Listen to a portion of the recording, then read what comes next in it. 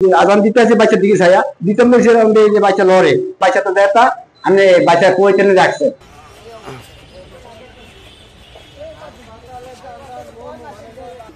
হ্যাঁ নিয়ে আসেন নিচে দিয়ে ভালো করে ধরেন আসেন ওই লোক ঠিকানাটা অন্তত পুরো মাইরা দিয়ে না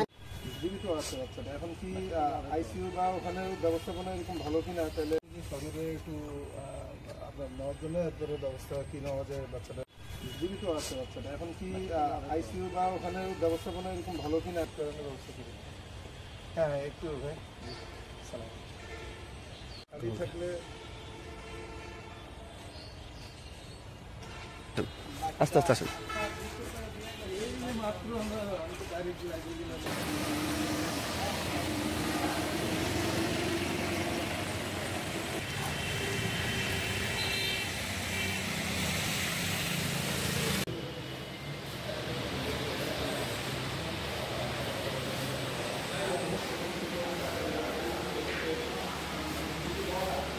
এই কবর করতেন যাই কবরে আমি যে কোনো বাচ্চারে আমি আগে আগে আজান দিই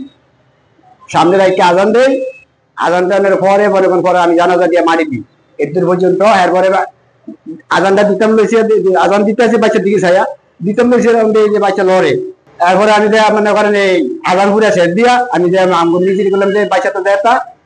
আমি বাচ্চা কই টেনে রাখছে কার কাছে থেকে রাখছে কোন হাসপাতালের কথা জিঙ্গে যাননি কয় না আমি তো ডিঙ্গে না ডিঙ্গে যান নাকি দিঘা অনেক হাসপাতাল তো গিয়ে বাইর করে আনে না ওই মানুষের কোনো হসপিটালের কিনা বল তো আমরা মাটি টাটি দিই এই আর আমরা এই সমস্যার সম্মুখীন কোনোদিন হইনি। আগে আমাদের এনআইসিইউতে একটি অজ্ঞাত শিশু নিয়ে আসে বাচ্চাটার ওজন হচ্ছে 800 গ্রাম এবং ছেলে বাবু বাচ্চাটা যখন নিয়ে আসে তখন বাচ্চাটার অনেক পরিমাণ শ্বাসকষ্ট ছিল